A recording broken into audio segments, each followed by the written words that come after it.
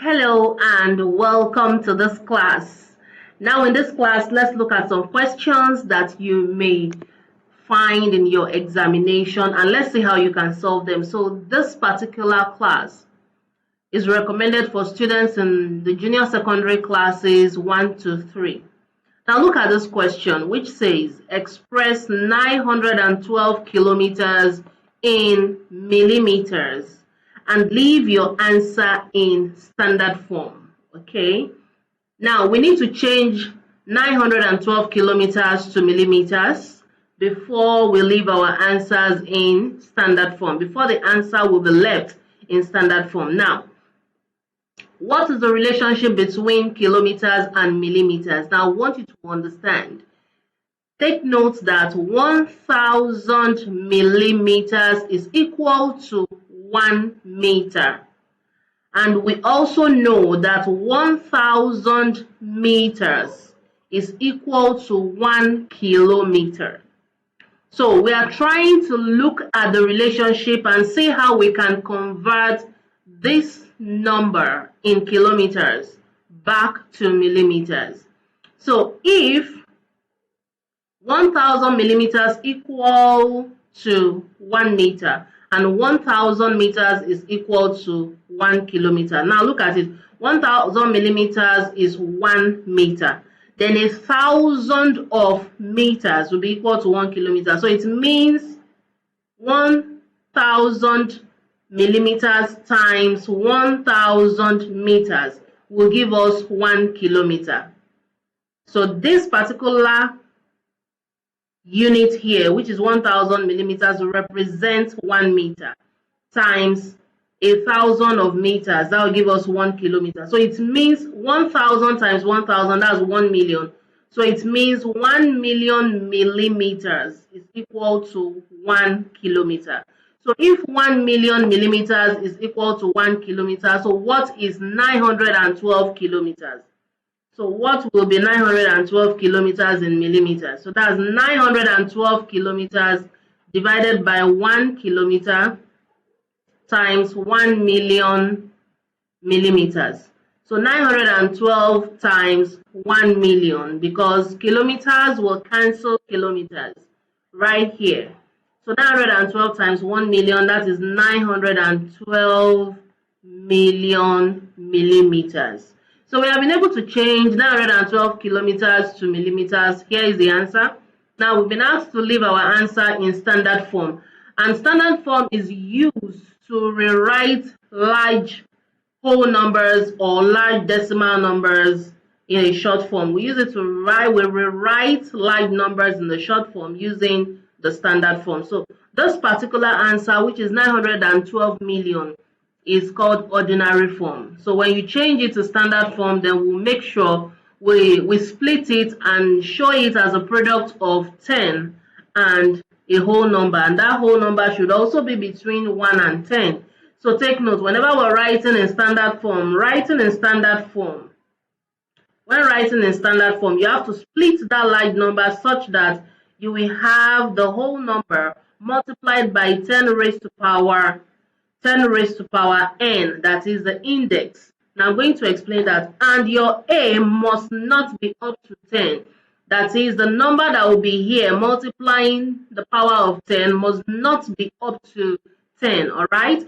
So it means we're going to rewrite 912 million. So that will be shifting our decimal point. Now this is a whole number. It does not have a decimal number at all. So since it does not have a decimal number, you're going to introduce a decimal point. Sorry, it does not have a decimal point. Okay, this whole number does not have a decimal point. So we're going to introduce the decimal point after the first digit on the left. So the first digit on the left is 9. So we'll be having a decimal point after 9. So that will be 9.12. Now from 9, from the decimal point that we just introduced, I'm going to write it here. From the decimal points that we just introduced, we're going to count the number of digits. Take note, after introducing the decimal point to the whole number, okay, immediately after the first digit on the left, you're bringing in your decimal point. Now, from the decimal point to the right side, you count the remaining number of digits that you have there. So that will be 1, 2, 3, 4, 5, 6, 7, 8. You have 8 digits. I am not counting the number of zeros.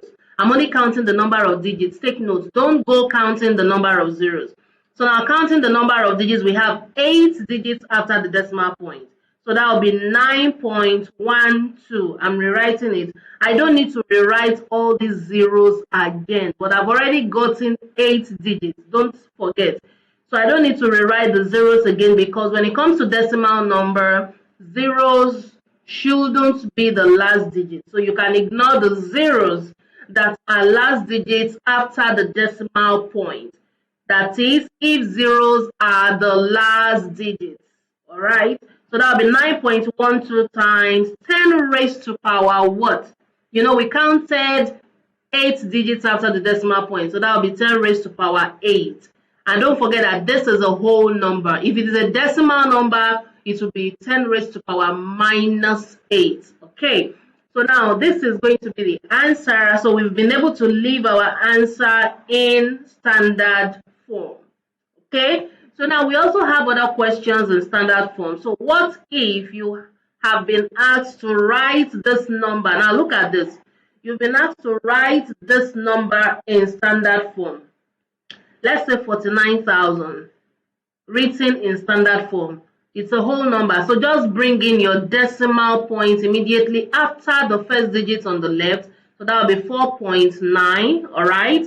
Now, you know, zeros will be ending the decimal number. So we don't want zeros to be the last digit. So that's why we are ignoring them. When zeros are the last digits of a decimal number, ignore them. All right. So now after the decimal point, let's say after the point, you know, we're going to have digits. So 1, 2, 3, 4. So that will be 4.9 times 10 raised to power 4. Now, what if it is a decimal number, like you're having 0.0085? Maybe that's what you're having.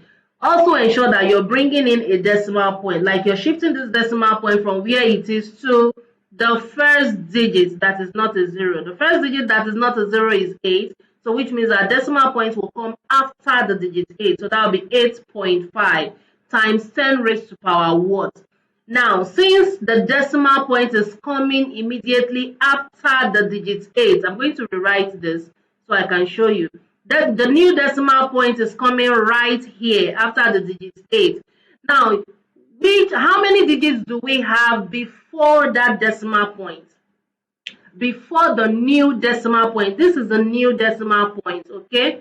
This is the new decimal point. So how many digits comes before it? You know, for the whole number, you count the digits after the decimal point. For the decimal number, you have to count the digits before the new decimal point. So let's count 1, 2, 3, okay? Or you count from the right to the left, 1, 2, 3. So that will make it 10 raised to power minus 3. It is minus 3 because it is a large decimal number. If it is a whole number, it will be positive index. Now that it is a decimal number, it will be negative index. So now this is how to write ordinary numbers in standard form. So what if you're meant to change standard form back to ordinary numbers? Now look at it. Look at it. Let's change to ordinary form. Let's change to ordinary form. Now look at the first one. If you have 6.7 times 10 raised to power 5, okay? Now when multiplying by a positive index, a positive power of 10, count from the decimal point to the right.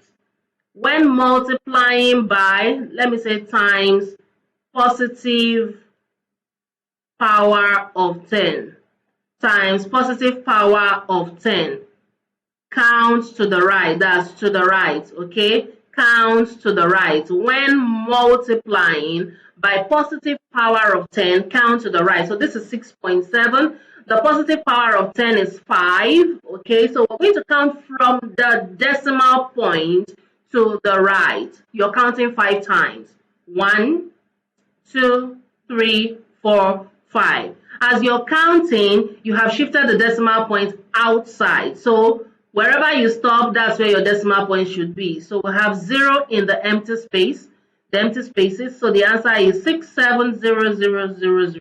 So that's 670,000. So that's how to change that ordinary form to, or changing standard form to ordinary form. Now look at the next one. So what if you now have the same 6.7, but this time times 10 raised to power a negative 3. So when you're multiplying by a negative power of 10, now look at it, multiplying by negative power of 10, you have to do the opposite. Negative power of 10. Count to the left, all right? Count to the left. It's as simple as that. So you have 6.7. So we have 10 raised to power minus 3. So we count from the decimal points to the left. So let's count to the left 3 times. 1, 2, 3. So your new decimal point stops, or is written where you stopped counting.